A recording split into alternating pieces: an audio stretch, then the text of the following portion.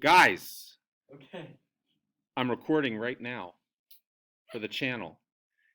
The Pikachu just showed. I was trying to grind off camera so that I'd have some leveling done, and the Pikachu showed up in the middle of this. That was supposed to be caught on camera during the next. This will get inserted into the video. That about sums it up. Let's play. All right. Make sure the volume's in check. Professor of Pokemon reporting for duty, the chemist of Kanto. Now, I attempted to do some grinding off camera in order to level up so that you didn't have to suffer through watching all that. I don't know, maybe you would have enjoyed that anyway because you enjoy my commentary so much. But, needless to say, we've been hard at work. The Pikachu has been captured and leveled. So we're starting to work our way up towards getting to Misty's gym in terms of leveling the Pikachu. But first and foremost, we have to get ready to take on Brock. So I have finished all the battles in Viridian Forest, and I am completely done as far as all the Pokemon I need to catch there and whatnot. So we are up in Pewter City. We are grinding right below that in the grass patch, and I am just building up my Pokemon. I did stop my Charmander at level 15 because we need to get the Charmeleon evolution. I figured, hey, if they can't see the Pikachu capture and the excitement, do you understand? There's a 5% chance that that was supposed to happen.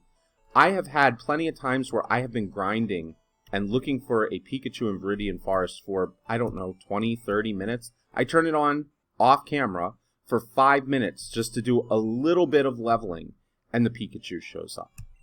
It's like, what are the odds? 5%. What are the odds that it happens right then? 5%. But still, it's insanely frustrating because I guarantee you, if that was on camera, we would have been sitting here for over an hour, easily. Because that's just the way that it works. All right, so let's go ahead and we're going to put Charmander out in front now that he's got all his PP back for his moves.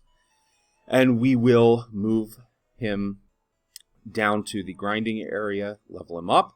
And then, as far as I'm concerned, as soon as he hits 16, I'm going to give a shot at the first gym here. So, I know I've mentioned this in previous videos. In the remake, which is Fire Red, or Leaf Green, whichever one you're playing, this is easier because you learn the Metal Claw move, and that is super effective against the Rock-type gym. So they do make it easier in those remakes, as far as this is concerned.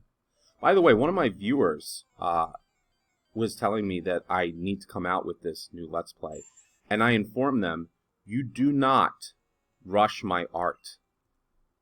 So this is a masterpiece. Every single one of these that I put together is an absolute masterpiece. And you need to be patient while I make my art.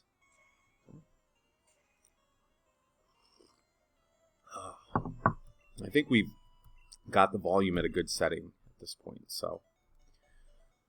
Oh, man. I should check how far away the Charmander is. I think he was pretty close from where I left him off, but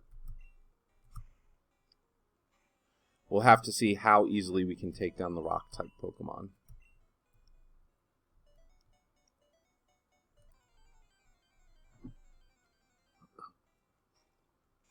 Rattata.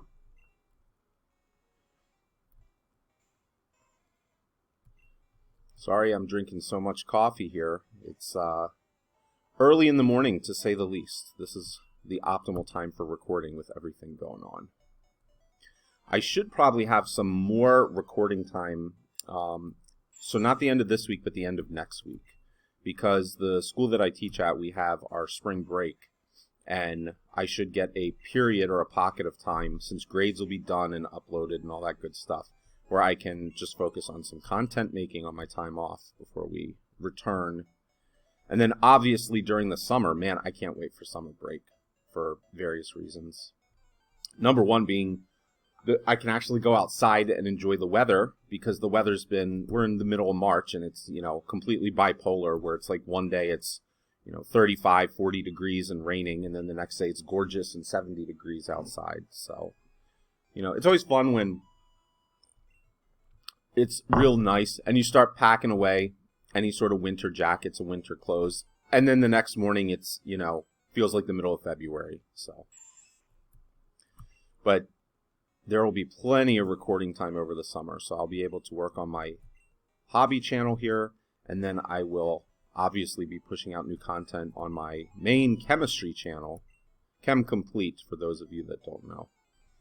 Because that is where my start on YouTube came from. This is actually a more recent channel that I started just for my own amusement and hobby. And I did not expect to have 15 subscribers within the first few days of putting it out. But we'll see how quickly it grows organically. Because I can tell you, growth on YouTube is a very slow grind. So the number one thing you got to have is consistency in terms of the uploads. And then if you're getting into thumbnails, like I have time for all that. I don't even do that on my main channel in terms of like very good thumbnails that you would, you know, I guess if you had graphic arts or you were talented, you could end up doing that yourself. But I'm far from an artist other than drawing chemical molecules. But it's taken, so what has it been? My other channel, 2014 is when I started it.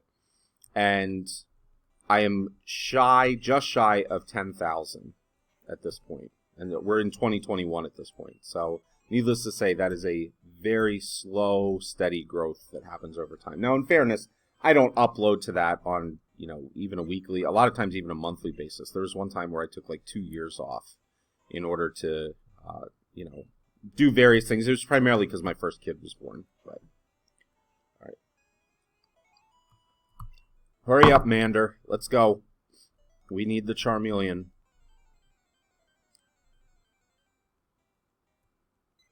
All right. So we got to start thinking about the team that we want to organize here. So I think Jolteon, as far as the first, there we go. Jolteon, as far as the first gen is concerned, is my favorite of the evolutions.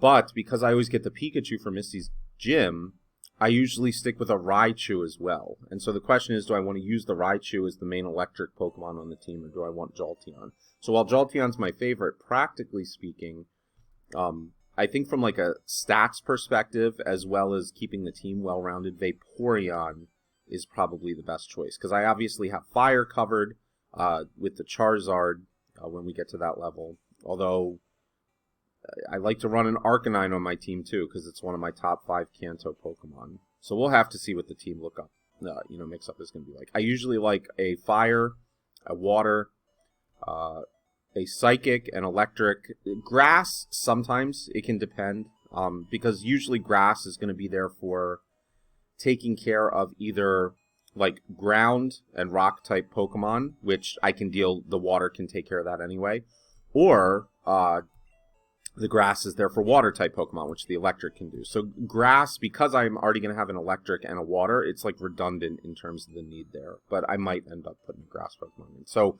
we've got the Zard for Fire. I'm going to propose probably a Vaporeon or a Gyarados. I'm going to guess Vaporeon is what we'll go with for Water. Raichu will be the Electric. And then Psychic. See, I wish I could get Alakazam, but we need trading for that. So I have to see. I actually don't know, because we're running this on an emulator, how easy it is to trade on an emulator. Obviously, it would be much easier on the Game Boy systems than it would be here. So, all right, let's give this a shot. Hopefully we are at a sufficient level, especially after our evolution there. So that leaves 2 slots. The Psychic, I don't know. Sometimes maybe Ghost, but again, I can't get the Gengar without trading. So it would be a Haunter if I do that. And obviously Mewtwo is completely overpowered. But that's not till like post-game that you're going out to Cerulean City and actually going up and catching the Mewtwo in the cave. So a lot of times, and again, this is later in the game, I do like to run Articuno. It's my favorite of the birds. And the Ice-type moves, Ice in Gen 1 is like completely overpowered. And it's actually very important for the Elite Four, because when you get to Lance and you have to do the dragons, you need it's a very select set of Pokemon that you can use, and Articuno is one of those. I swear to God, with this accuracy falling. Okay. I cannot stand... There's certain things I can't stand in Gen 1. The accuracy falling like to abysmal levels is one of them, where you literally just keep missing. And then the other one is what's the move? Like Wrap or whatever, where it just sits there and it's like, and it keeps you stuck and you can't move in between. And people can just like infinitely use that on you, and it just drives me absolutely up the wall. All right, here we go. So yeah, Articuno is good, especially for the Elite Four. But I'm trying to think of like 2 others that we should put in there. You guys should give me suggestions. So, oh, Nidoking, obviously. Nidoking is sort of my all-around. He's well-rounded, and one of the reasons for that is that he can use a lot of the HMs and the TMs that come out. So you can teach him some very powerful moves. You can give him Earthquake. Let's see. I think we're gonna go ahead and Leer, okay, just to help, since we're not technically effective against the rock types here. So Nidoking will take up a slot there. But any suggestions, I'll give them a thought. There's obviously more variety once you get to Gen 2, because you have Gen 1 and the Gen 2s. So. And Legendary, I don't always like to... Again, because they can be super overpowered. I don't always like to carry the legendaries around like Articuno, but I may do some training of Articuno in the, what's it called, Victory Road, just to prepare Articuno for the battle with Lance, because that is one of the most effective ways to deal with the dragon Pokemon. Alright, same thing. Let's lower your defenses. Hopefully you're not going to absolutely crush me. Okay, now in later gens, this would actually be like an even bigger problem. Now, you would have the super effective move, but a lot of the rock types, they can use, like, you know, the various moves that bury you with rock, and that's super effective against the fire types, so that can be problematic. I guess I probably should have picked up a potion, right? Just in case. Oh, one of the other things that's super annoying. So this is something I guess it can offer more of a challenge, but when you get to the later gens, the gym trainers use potions on their Pokemon. So it's like you'll get real close, just how I have Onix now, and we're definitely going to get this win here. But you'll have like how I have right now, and then Brock will turn around and use a full restore on the Onix, and you have to start over again. So, again, it can make it more challenging, but that's one thing that you can rely on in the original, like, Red and Blue on Game Boy, is that the gyms are not going to have that sort of technique where they're going to one-up and, you know, completely restore. Hurry up, hurry up, hurry up. I actually heard, so I heard this, I think, through speedrunners, that in Gen 1, Brock is the one who talks the most. Because obviously when you do speedrunning, it's like you want to hit a goal and go absolutely as quick as you can. And people say that Brock is just like, he just keeps going, and won't stop talking. I don't even know if I just had him repeat that twice, but... So yeah, he gets his Pokemon completely KO'd, and then he wants to sit and chat with you. It's like, nope, I'm busy. I got other stuff to do. I was just there to beat you into submission.